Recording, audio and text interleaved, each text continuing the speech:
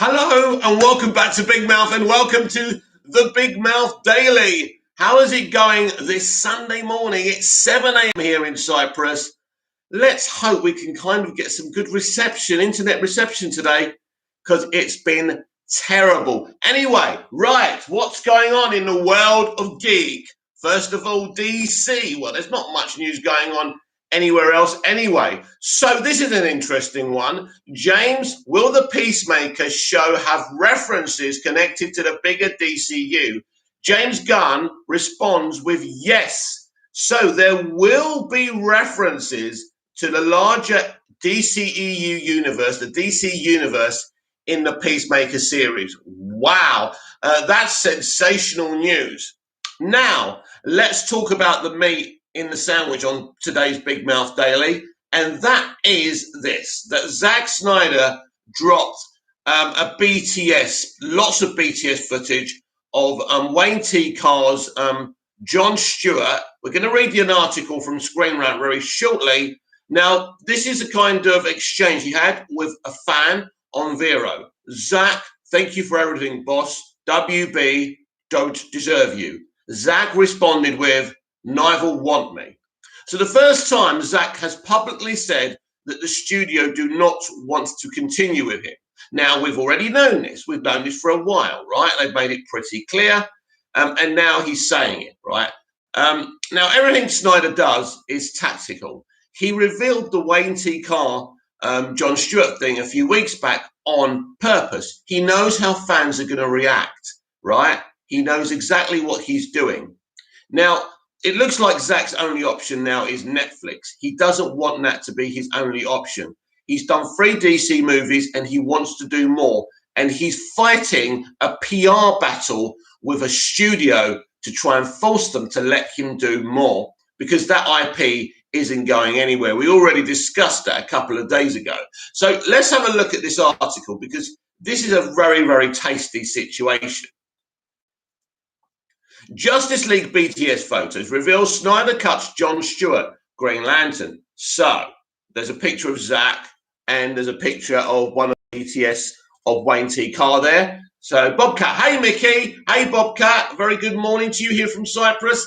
4 minutes past 7 in the morning. I thought I'd do the Big Mouth Daily early because I've got to roast the chicken later. And no, I'm not joking. I'm actually doing a roast. Anyway, so let's have a look at this. Justice League BTS photos reveals Snyder's cut Jon Stewart Green Lantern. New behind-the-scenes images from Zack Snyder's Justice League reveal Wayne T. Carr filming his cameo as Jon Stewart's Green Lantern. Kavari, hey guys, hey Kavari. This is the Big Mouth Daily, and we're going through some news and headlines, and of course Zack Snyder is in the headlines again. So new behind-the-scenes photos from Zack Snyder's Justice League reveal the Snyder Cut's scrap Jon Stewart Green Lantern appearance, nearly 4 years after Warner Brothers released a version of Justice League in theatres. HBO Max debuted the long-awaited Snyder Cut of the film. The 4-hour rated version of the movie is what director Zack Snyder wanted to release prior to walking away from the project. He was even given the chance to do some additional photography to add Martian Manhunter and Nightmare Epilogue, but there was one aspect of his vision that wasn't included.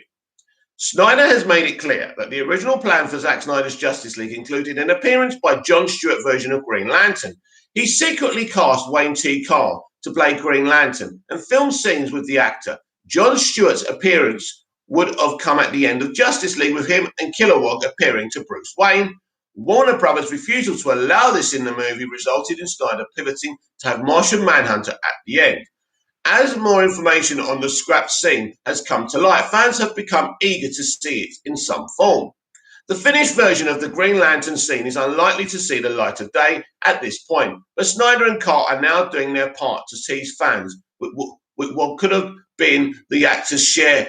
The actor shared a BTS photo of him in a motion capture suit in front of a green screen when he filmed the Justice League cameo after Carr's photo. Snyder shared another image on his Vero account that highlights how the scene was shot in the director's driveway during the coronavirus pandemic. Snyder replied to the fans in the comment asking if the scene will be released by saying, "I don't think so, but I have but I have a rad still. For now, fans only have these BTS photos.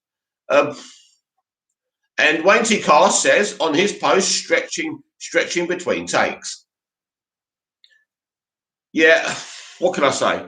What can I say? Kavari, not cool for Snyder to release GL right now. It seems it's a move to undermine DC's HBO Max GL series. Yes, Kavari, you're intelligent. And it's good that we've got intelligent people to understand and see through what's going on here. Everything Snyder does is tactical. But if you think the studio wasn't going to strike back, you're wrong, because they did it via a heroic Hollywood article. Take a listen to this, or listen to me read this. So Green Lantern Corps, film still in development with Jon Stewart as lead, exclusive. By Nathaniel Braille. Green Lantern Corps is... all right. It's this stupid site. It's got pop-ups and I accept that. So Green Lantern Corps is still in the works, and Jon Stewart will be the film's lead character. After yesterday's news that Finn Wittrock is set to play Guy Gardner in HBO Max's Green Lantern series that is seemingly separate from the big screen DC film projects, fans have been in an uproar. Twitter erupted over the fact that Jon Stewart wasn't going to be the main character of the series and that it would focus on more obscure heroes.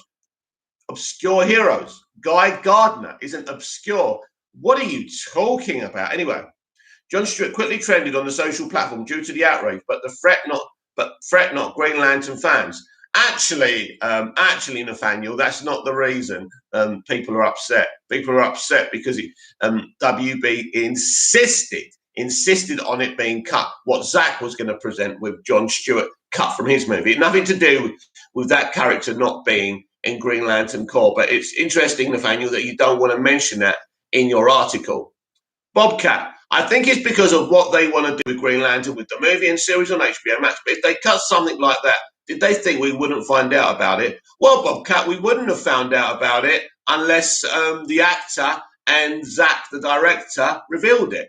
They did it for a reason. It's tactical, and that's why we found out about it, or we wouldn't know. But things get cut from things all the time, and sometimes we never find out about these things. And as I've always said, we know too much for our own good. What difference does it make? So if I had, look, it would have been awesome in the actual film. I'm not really caring about this much. It's interesting. It stirs the shitstorms, and that's what Zach's attempting to do here. As I say, everything he does and says is to stir the shitstorm. And also, they did give the guy $70 million, but, you know, a lot of the diehards have forgotten about that. So, you know, that's been forgotten now. So, you know, WB are evil, even though they gave him 7. That's not enough. It's never enough, is it? That's the problem. An insider, there's always an insider. An insider with knowledge on the project tells Heroic Hollywood that a Green Lantern Corps film is still in development with Jon Stewart as the lead. Hal Jordan will also appear in the film in a mentor capacity. This was their original plan years ago. The film was initially being developed and written by Jeff Johns, but it is unclear if he's still attached. Green Lantern almost appeared in Zack Snyder's Justice League cut until Warner Brothers vetoed his appearance due to Green Lantern Corps focusing on the character. Snyder cast an unknown Broadway actor named Wayne T. Carr in the role of the movie and even shot a scene that didn't make it into the final cut. This is why people are outraged, mate. Are you happy to hear that Jon Stewart is getting his own Green Lantern? Yes, film. Yes. That's what we want. And hopefully they're telling the truth. Leroy Kong, WB are cowards. Zach did nothing wrong. Kavari, people complain about 2011 GL CGI suit, but it seems Snyder fans are giving Snyder a pass on that motion capture suit. Well, I mean, it'll be interesting because it's not a physical suit. So I think, you know, a physical GL suit is the way to go. But we'll see what they're doing on Green Lantern Corps. But it's true. Would Zach's CGI suit be any better? It's interesting. Leroy Kong, Zach did great. He did everything right. I think Zach deserves better, Leroy Kong. Igor, evening, brothers. Evening, Igor. How are you doing? Bobcat, 100%. But Zach has already released footage before his Snyder cut. I mean, he's stirring the pot, and I see that. I just feel like we were lucky to get the Snyder cut in the first place. And 4 hours long, we were lucky. But what happens is we got the Snyder cut now. Now there's something else, and then there's something else, then there's something else. But I always wanted to restore the universe. I still want to restore the universe. He's admitted they don't want him. It's not happening, is it? It's done. It's over. And now that article's finished, right? Let me just say this. A lot of people have been attacked for still supporting WB and the DC, looking forward and standing the new films coming out by certain Snyder people. How can you be a Snyder fan if you're supporting those films? Listen, I don't have to justify anything to anyone. I can support Zack Snyder because I love his free DC films, and I can also love DC, which I did before I even knew Zack Snyder existed. I don't have to justify my existence to anyone, right? And you get these people quote tweeting other people. How can you be a Snyder fan?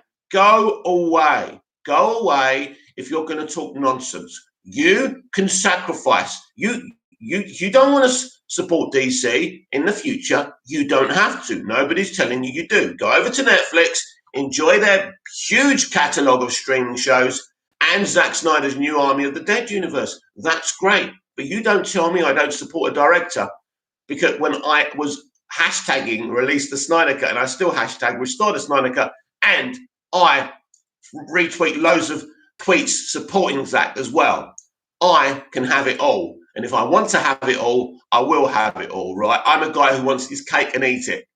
I'm a DC fan first, so am I a DC fan first, right? And I'm not here to support directors anyway. I like him because I like his films. That's it, right? I'm here to enjoy my entertainment and discuss my entertainment. But I won't have people being bullied. How can you be a DC? How can you be a Snyder fan?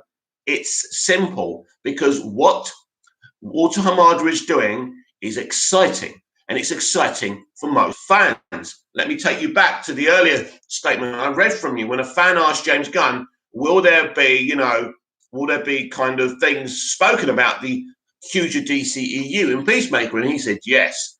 So be very excited. I mean, I'm excited for upcoming projects, especially for the Suicide Squad. I want the Snyderverse to be restored, but I love DC not just when it comes from specific people. Exactly, Bobcat. Exactly. So what else we got this morning? Let's have a look. Actually, they did have a synopsis for the original film. Let's have a look at this. Let's have a look. Hang on. Oh, no, it's just a synopsis for the Justice League. I don't know why they always done.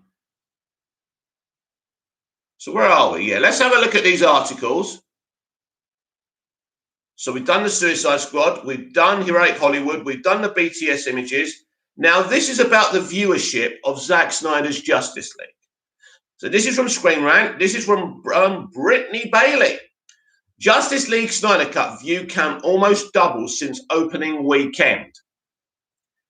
Zack Snyder's Justice League viewership numbers have almost doubled in the past 39 days since its opening weekend debut on HBO Max. So the numbers are huge. Zack Snyder's Justice League viewership numbers have almost doubled since its opening weekend, debut on March the 18th. The film had a long and arduous path to the screen. After years of non-stop campaigning, fans finally got to see the Snyder Cut in all its glory. Given the hurdles it took for this movie to get released and online attention it has received, many have been wondering just how well the Snyder Cut of Justice League performed on HBO Max, because HBO Max won't tell us. However, third-party data analytics companies have offered viewers a glimpse. Kavari, there are some Snyder fans who want DC to fail just to justify why Snyder should return. Yes, and that's up to them. I don't think it is going to fail personally, but we will see. I could be wrong. Shortly after Zack Snyder's Justice League debut, data company Samba TV stated that 1.8 million households watched the movie over the first four days of its opening weekend. To put this into perspective, that is a much lower debut than its HBO Max peers. Wonder Woman 84 was watched by 2.2 million households in its opening weekend. Right, let's slay this. Basically, Zack Snyder's Justice League is a 4-hour movie, so you can only watch it once, right? And people had to complete it in bits and pieces. That's one of the reasons, which they don't mention. Followed by Godzilla vs. Kong with 3.6 million and Mortal Kombat with 3.8 million.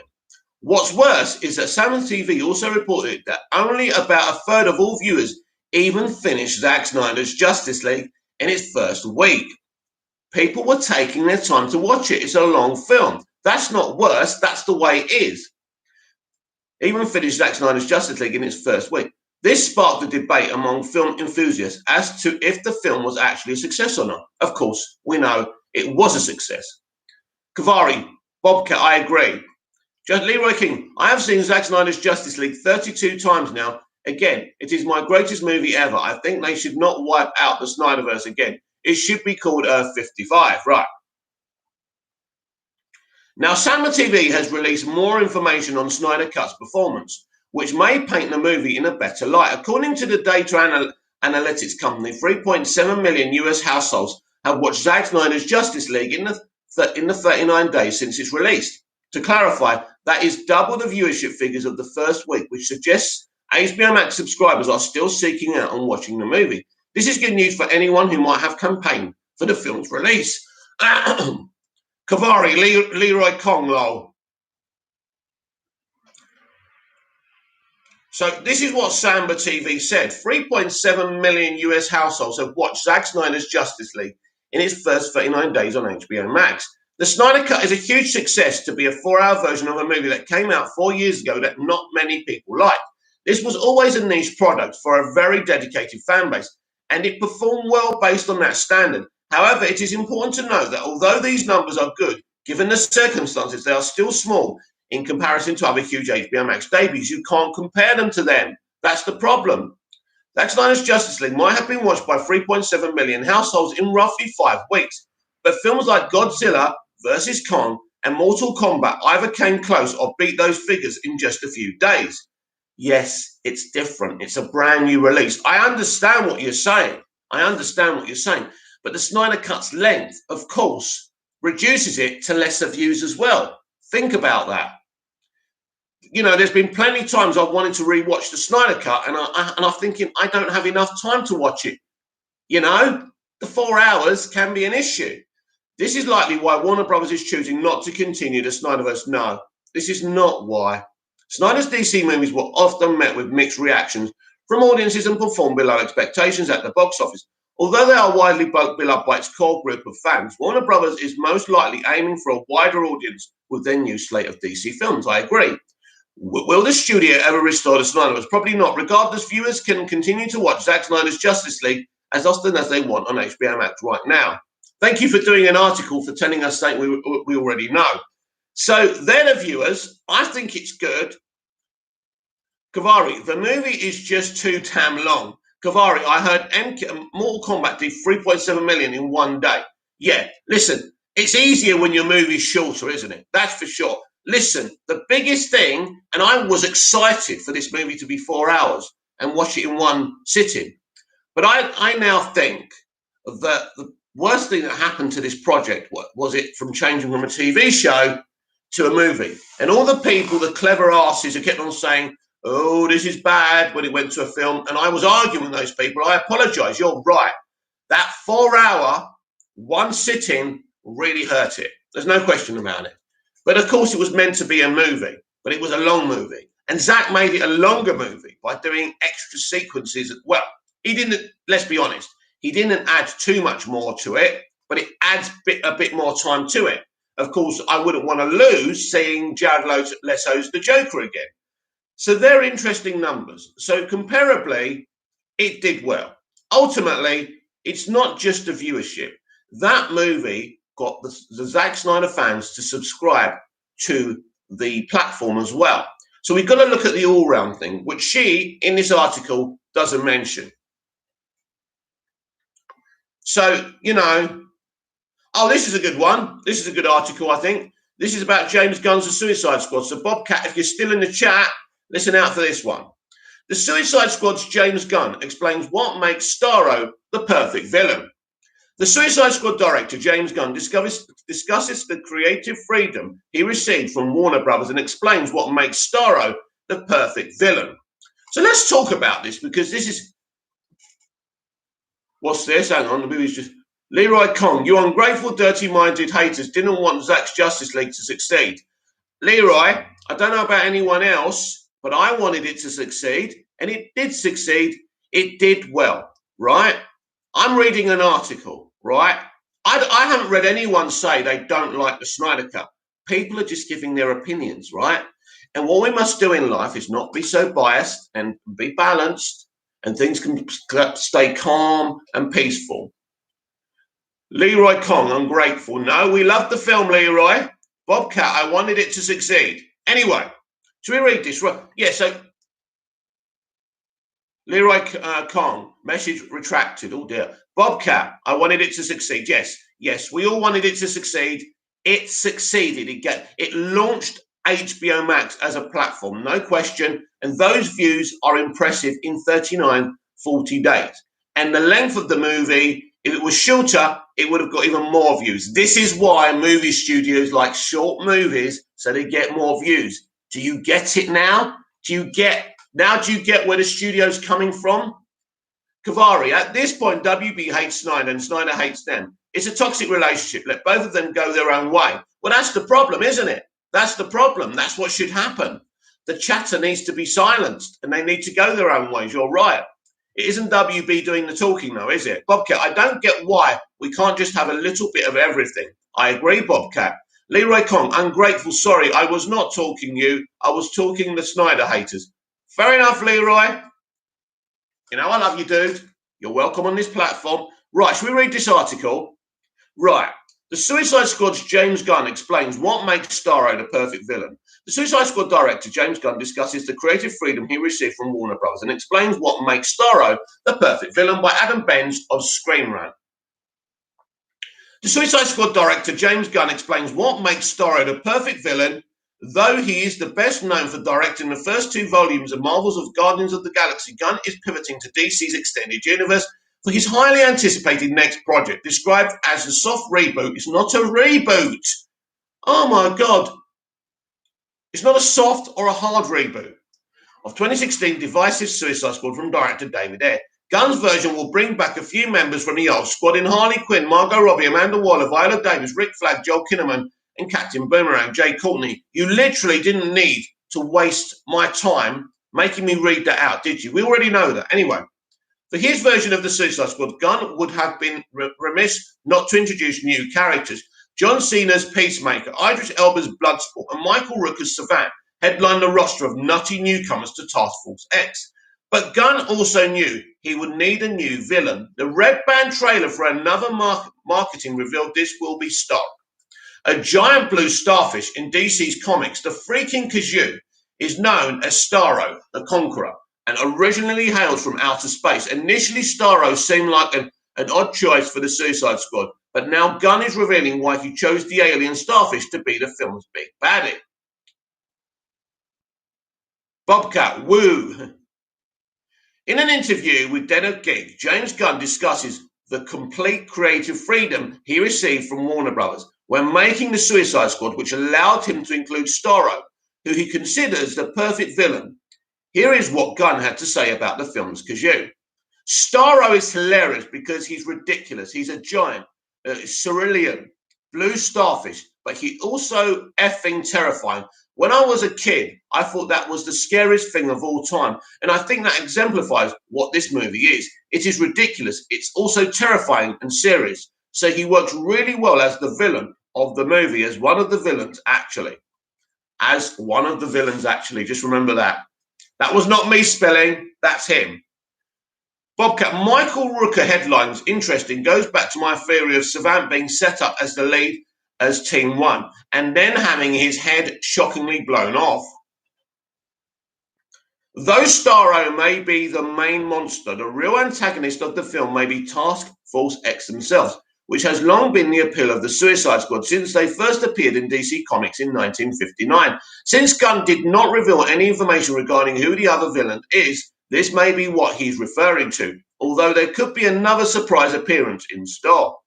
Gunn recently announced the Suicide Squad is completely finished ahead of its release this summer.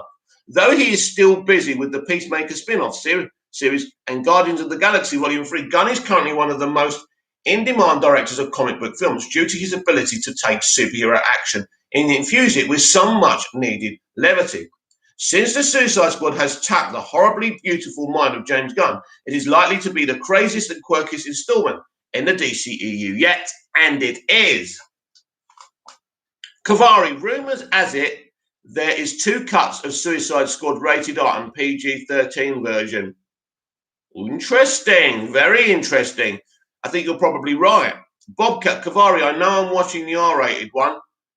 Yeah, definitely. I don't think anyone's going to watch the other one, are they? That would be nuts. I want both. Yeah, I mean, it'd be interesting to see both, but it's a bit like Batman v Superman, the Ultimate Edition. Once you've seen that, you really don't want to go back and see the other version. But, you know, it's up to people's preferences. So let's see if we've got any more news for you today. Listen to this crap. I'm not reading this, but listen to this crap. It's never too early to start predicting the 2022 Oscars. See our picks. I quote tweeted that with Nobody Cares. Kevin Feige is a spy copying DC. Bobcat, well, the Thinker is the other secret villain. Not too secretive, at least to me, really. Anyway, I can't comment on that movie. And that, this is an interesting hot take from Mark Miller. Mark Miller, writer for Superman Red Son and Jupiter's Legacy, thinks that the idea of a black Man of Steel makes complete sense for today's readers. So should we take a look at that? Kavari, and was it true that Kevin Feige was on set for Suicide Squad? I think it was true. I think he did come to visit. I don't think he's spying or anything, and I don't think I don't think that's the case. I just think he was being supportive. That's just my opinion. I could be wrong. Bobcat, I mean, his poster has Starro on it. I think basically James is out and proud about Starro, isn't he? He wants to show him off, and quite right too. Superman Red Son writer says the world is ready for a black Man of Steel. Mark Miller, writer for Superman Red Son and Jupiter's Legacy, thinks that the idea of a black Man of Steel makes complete sense for today's readers. Mark Miller, writer for the seminal Superman Red Son miniseries, has weighed in on the discourse surrounding the potential casting of a black actor as the DC hero. There's no discourse. You're creating a situation that isn't there, you assholes. In an interview with The Hollywood Reporter, Miller discussed the proposed Superman reboot, which is to feature a black version of the superhero. Considering the success of his communist take on Kal-El, Miller was asked if he thought the world was ready for a black Superman. What's there to be ready for? Oh my God, anyway. His reply was simple, yeah, of course, why not? Superman is from Krypton. He continued laying out the reasoning behind his support of the idea. Who cares? He doesn't have to be a Midwestern farm boy. He can be anything. People are smarter and more open than you think. Superman Red Son was written by Miller in tandem with the artists Dave Johnson, Andrew Robinson, Warden One, and Kinnan Plunkett. An Elseworld story details an alternative universe in which the rocket carrying Kal-El landed on a Ukrainian collective farmer rather than in Kansas, blah, blah, blah. Miller acknowledges the open-ended nature of the superhero genre, especially with regards to more inclusive versions of comic book characters. In existing DC media, the character of Calvin Ellis has featured as a black Superman several times in comic continuity. Ellis, as the President's Superman, has featured prominently in the recent Infinite Frontier line as a protector of the multiverse. Recently, Miller has executive produced the Netflix adaptation of Jupiter's Legacy, in which the character of the Utopian Lady Liberty are meant to be stand-ins for Superman and Wonder Woman. Respectively, Miller has described it as a Kardashian take on superhero stories based on the Image comic series Miller wrote with Frank Whiteley. Anyway, here's my take on a black Superman. There's been a black Superman in comics before. There's nothing wrong with a black Superman movie, but he can't replace the white Superman. We can't have black Superman movies instead of white Superman movies. That's what I'm saying. You can have both. You can have a film where they share the screen. That would be awesome. But stop deleting one demographic for the other, because that really is toxic. Right, let's have a look. The Bobcat, that and the General. Kavari, rumours said that Walter Hamada and Feige met on set and had an indoor meeting. Yeah, I would take that. I mean, if he's having a meeting with Feige, it could only be because they want Feige to come over to DC, and I don't think that's the case. Bobcat, people think the military shown in the trailer is squad backup, but I don't think so. They're probably after the squad led by that general guy and Luna. I think Luna might end up as general or want to. Kavari, isn't good to see both presidents have discussion of comic book genre. Isn't good to see both presidents have a discussion of comic book genre. Leroy Kong, again, I'm sorry, I think that DC Films is now dead. WB should be smart. They are going backwards. Well, they think, Leroy, they're going forwards. And that's the thing about it. They think they're going forwards. They think this is progression, not regression. And of course, everyone who stands Zach thinks it's regression, I'm afraid.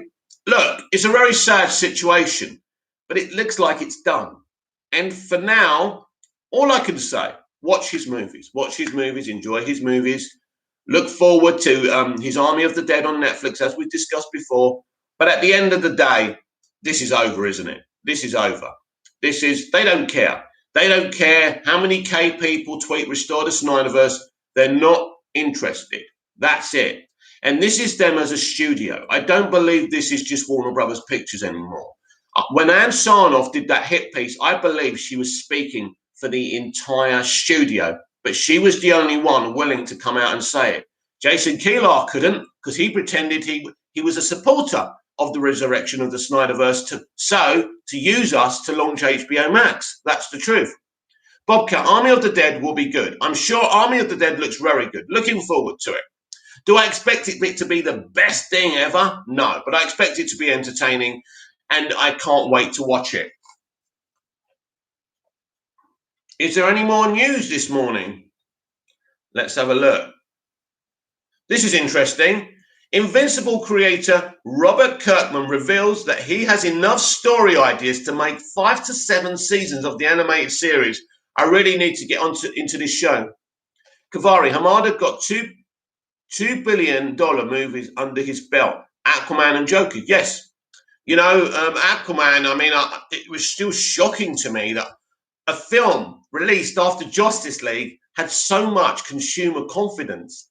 And, you know, that's very, very interesting. You know, no other film, apart from the Joker, which isn't part of the DCEU, in the DCEU has made that type of money. That goes to, it tells you something that, and I do think the Fast and the Furious fans were involved and were interested in this movie too.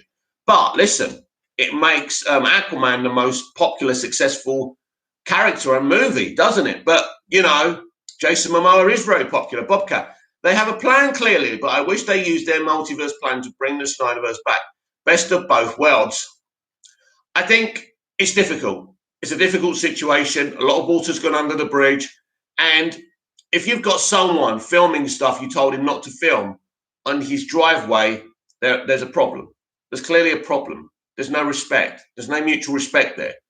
You can't have that. As much as I love the guy, you can't have that. If I was running a studio and I said to someone, don't film anything, and he goes and films things, there's a problem. There's a problem, isn't there? Let me know what you think about that. Invincible creator has a rough story plan for 5-7 seasons. And yes, they do have a plan. They have a plan. The plan's there now. They clearly have a plan, right? I think they've had a plan and they've been talking to Hamada since BVS. I really do believe that. Anyway, in an exclusive interview with Screen Rant, Invincible creator Robert Kirkman admits to having plans for 5 to 7 more seasons of the hit Amazon show by Brittany Bailey. Invincible creator Robert Kirkman plans to have at least 5 to 7 more seasons of the show. The series has become a breakout hit for Amazon Prime Video, dazzling critics and audiences alike.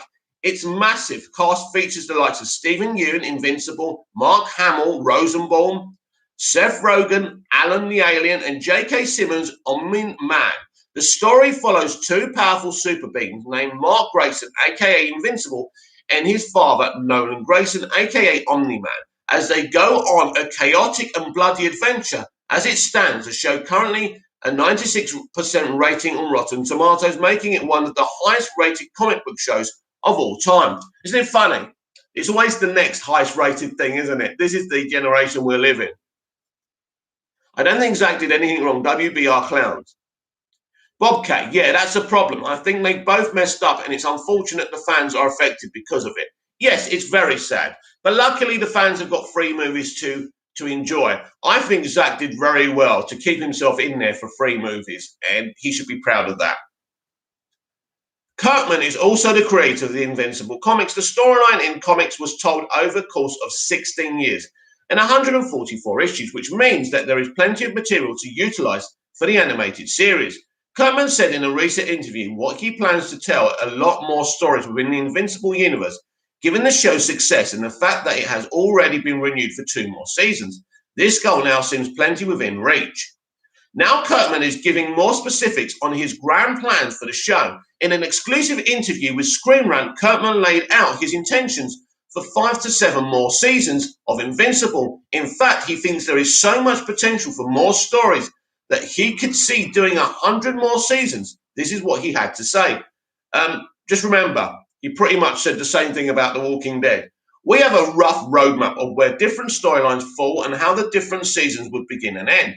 But it varies depending on how much we want to work in and how much we don't want to work in. I could see this going for somewhere between 5 to 7 seasons, depending. It's not something that's set in stone. It could go much longer than that, and it could go much less than that. Who knows? But there's a potential there for us to do 100 seasons of the show. And Kirkman's a very animated, excited guy when he's talking about this kind of stuff. So keep that in mind. Of course, Kirkman's joking when he talks about doing 100 more seasons, but his intention is clear. He wants to be telling more Invincible stories for a very long time. Let's have a look. Someone's put something on here. Kavari, Hamada and Jim Lee have a plan. We will see that plan explained at DC Fandom. Kavari, Jim Lee is second in line to take over DC if anything happens to Hamada. Right, Kavari, Jim Lee pretty much is the boss at DC. Hamada is the boss of the movies. That's the difference. So Jim Lee can't do everything, but Jim Lee is part of the leadership of the films as well, and he's keeping a good eye. That's why he's there as well, keeping a good eye on Hamada. Leroy King, their plans are not going to work. They will lose. Walter Hamada will be out early. The Flash will fail. Bobcat, when I rewatch the Snyder films, includes Suicide Squad, Wonder Woman, and Shazam. The Suicide Squad and the Snyder movies connect. I might add that. Interesting. Well, how I see the connection of the Snyderverse is Man of Steel, BVS, the first Suicide Squad movie, and Wonder Woman. I think after that, and I know that Shazam, bless him, David F. Sandberg, who's been bullied by some Snyder fans, and that's dumb, and I don't like that because Sandberg is under my protection because he's a good guy and a talented guy. Just an ordinary YouTuber, just like me. Look where he is now. You see where aspirations get you? He's a good guy.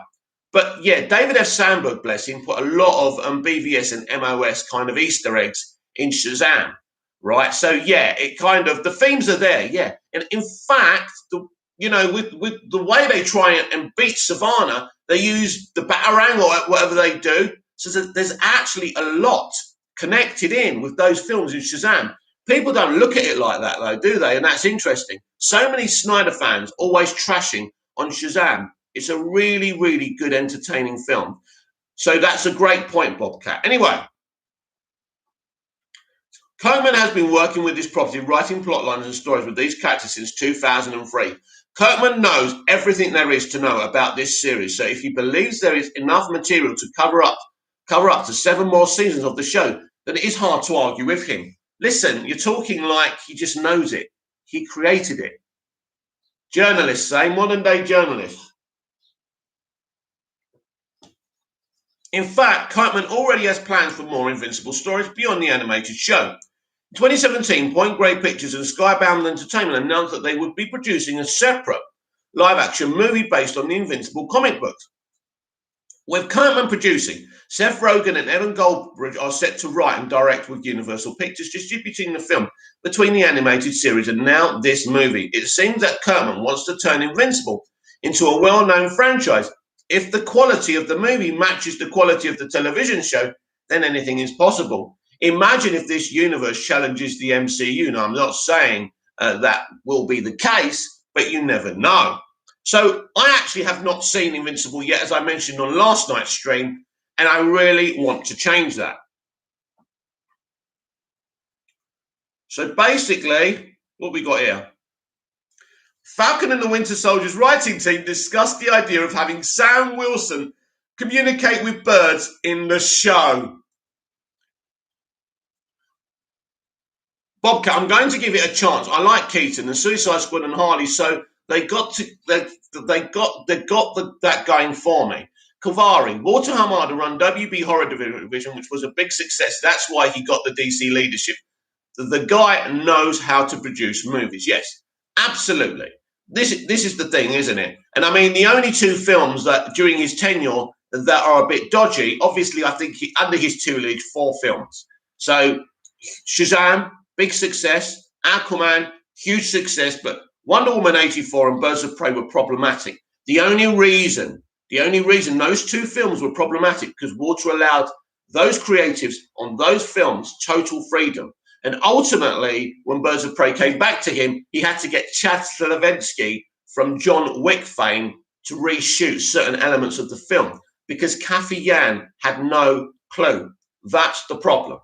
Anyway, so basically, I hope Walter actually sometime you need to keep a tighter grip of your directors. If we've learned anything from anything, right, a studio needs to have its opinion.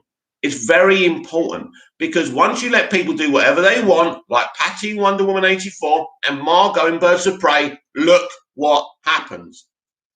Anyway, this is a funny one.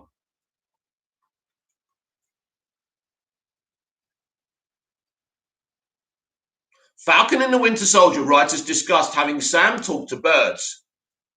Marvel Studios is in the middle of a somewhat unexpected break in releases after debuting the 6th and final episode in Season 1 of Falcon and the Winter Soldier. The season finale fully brought the legacy of Captain America to life. By the way, character Sam Wilson finally got Isaiah Bradley and the recognition he deserved after years of being tortured and hidden from the world, while Sam himself got a Wakandan suit upgrade and showed the world his new version of the Star-Spangled Avenger, consisting of 12 different pieces of material coming together as one. The new costume continued Marvel Studios' trend of bringing detailed comic-accurate looks into the franchise for Phase 4. However, the MCU doesn't always bring every aspect of their characters directly from comic pages to make sure the story exists as much in a realistic world as possible. However, a recent interview with the show's lead writer may have revealed something not as realistic that the team was thinking about incorporating.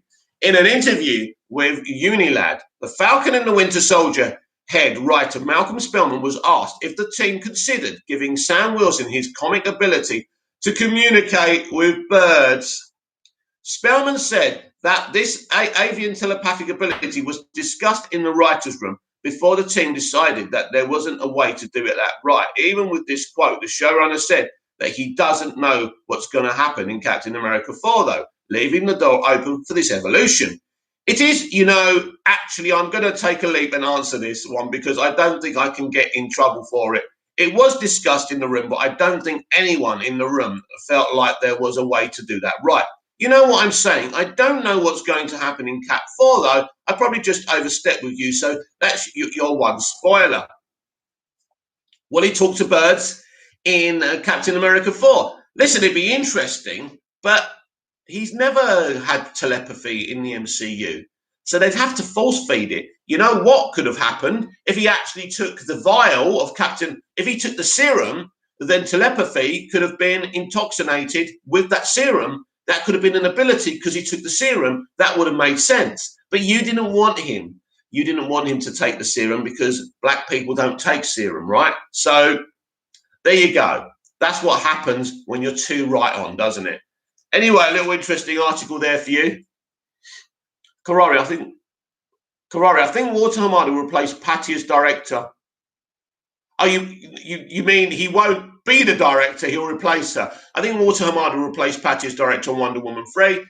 I think so. It was very, very interesting that Toby Emmerich, confirmed that she would do Wonder Woman 3, but I think that was to stem the tide of hatred and get more hype for it on HBO Max and in movie theaters. That will change very quickly.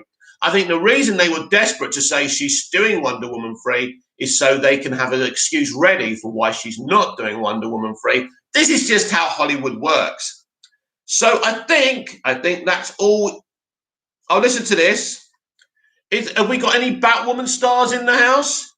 Batwoman star Wallace Day. I actually really like Wallace Day. Reveals how long it took for her to learn that she'd be playing the new Kate Kane on the CW series. Any interests in Kate Kane? Batwoman's Wallace Day's Kate Kane debut was a year in the making. So this is interesting. I think they're trying to say they planned this all along. Krypton's Wallace Day, who recently joined the CW's Batwoman, says her casting as the new Kate Kane was more than a year in the making. By Keegan Prosser. Recasting Kate Kane on the CW's Batwoman took well over a year. Yes, I actually went out for it last year when they announced the departure of Ruby Rose Wallace Day. Krypton. She was in Krypton and she was awesome in Krypton. The new Kate Kane and the CW's Batwoman told CBR, but a few weeks into the process, they said that they were heading in a different direction. Oh, I love that. They sacked her. They added that the showrunner Caroline Drive wrote her an email about the change, but told her they would give her a call should they decide on bringing Kate Kane back. They continued, I was just like size. Yeah, right. Everyone always says this to the actors, but to be honest, I was really upset about it because I just felt like such a right move. You never really get excited because you kind of get used to rejection as an actor, but it just gnawed at me. However, they finally got a call in January recalling Caroline called, and I was like, yeah, I still want to play Kate. Let's do it. And here we are. After Rose's exit from the CW series, Batwoman's second season started off by suggesting Kane was killed in a plane crash, leaving the mantle of Batwoman open for Ryan Wilder, Javika Leslie. However, it was revealed in season 2, episode 9, that Kate had actually been captured and held captive by Roman Sionis, aka Black Mask, since her plane crashed. Following Day's first appearance as the new Kate Kane, Rose congratulated her replacement on Instagram. I'm sorry I didn't congratulate Wallace Day yesterday, Rose wrote. We've read this before, but this is funny. I knew about the casting beforehand and didn't know when the episode airs, so I forgot to, but I'm stoked for her. I'm seeing all the things I'm tagged in with people sad or wondering how I felt. I feel great, and I have nothing but good vibes. You're lying. Your people, your representatives told you to post that, and they had a go at you for not reacting to it, didn't they? Let's be honest. While some fans questioned the timeline for recasting the character, showrunner Dry said in March that they wanted to make sure the transition between actors felt organic, explaining it would have been a clunky transition between season 1 and 2 if we had just full-blown recast Kate with no organic story behind it. No, you wanted to use it to waste time on the show. Batwoman stars Javika Leslie as Ryan Wilder, blah, blah, blah. We're not going to read the cast. So, basically, Wallace Day is great. She was great in Krypton. I'm happy she's got the role. I'm not watching the show myself, but I may. Now, what are they going to do with her? Is this just to bring her back so she leaves happily ever after, so they didn't kill a gay character? Or is she? Are we going to have a Batman and Robin scenario with Wallace Day's, Kate Kane, and then Javika Leslie's Ryan Wilder? They could do that, but something tells me they just brought her back, not just so they didn't kill her off, and she'll walk into the sunset, and this will be Ryan Wilder's show in season 3. But who knows? And if that's the case, what a waste of Wallace Day's time, and what a waste of the fans' time as well. In MCU news, Thor Love and Thunder director Taika Waititi reveals filming is nearly complete on what might be the best Marvel film ever. Really? Although Christian Bale being in it is pretty awesome. He's going to be an awesome villain. Right.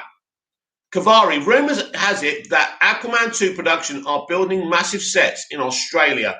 Yes, a lot of this film is going to be set more on land. The Atlanteans will invade the mainland, and this will put Arthur in a very difficult situation. So I expect this to be a spanning, awesome, epic movie with loads of action, loads of heart, like the first one did. And I'm very excited for it. There's no reason not to be excited for it unless you have a bias. Here's some Shazam news. Actor Ross Butler, who played adult Eugene in Shazam, has indicated that Shazam family will be getting fresh, updated costumes in Shazam 3. So that's really awesome. Don't forget Rick and Morty's back soon as well. So that's going to be exciting as well. And I think, what's this about? Oh yeah, they're just talking about we'll play Guy Gardner again. We know about that. So that's awesome. And that's your news for today. That's your geek news for today. So I want to know tonight, what are you looking forward to? Think about what we're going to talk about tonight. Maybe some news will break by tonight. What are you looking forward to in Geekverse? It doesn't have to be DC. It doesn't have to be Marvel. And what are your favorite things from past Geek as well? Bobcat, I think Green Lantern will be good. I think Green Lantern will be awesome, Bobcat. I think, with this casting, it shows they're taking it seriously. Leroy Cohn, the kids in Shazam are now grown up. They're older. They're older for sure. And they know that. And they'll deal with it. That's fine. Harry Potter had the same problems. Leroy Cohn, great live. Thank you, Leroy. Thank you, everyone, for taking part. Don't forget, I'll be back tonight with another live and we can discuss whatever you want. But, of course, if there's a big breaking news story, which I always hope for, because it gives us some meat to bite into, we'll be discussing that. But anything you want to discuss, have a think about it. So that's it for today's Big Mouth Daily. Comment down below, like, share, and subscribe. Don't forget to go and follow me over on Twitter at Movies TV Mad, and I will be back later on tonight. Stay strong. I've got to go and cook my little chicken, my roast chicken for later. It's actually Greek Easter in Cyprus. Bobcat, my main list is Spider-Man No Way Home, Miss Marvel, and of course the Suicide Squad. I'm intrigued by No Way Home. I think I'm excited because what's claimed is going to be in it. This is the beginning of the multiverse in Marvel as well, so let's see what they do there. Miss Marvel I know nothing about, but I'll give it a watch. And, of course, the Suicide Squad. Yeah, very exciting year this year. But 2022 for DC fans is even bigger. Yeah, Bobcat. See you, Mickey. I'll see you tonight. Be there or be square. See you later.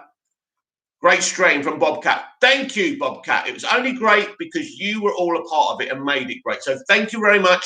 Thank you for your support. Got to have some breakfast before I start the day. See you later. Have a great day. Bye-bye.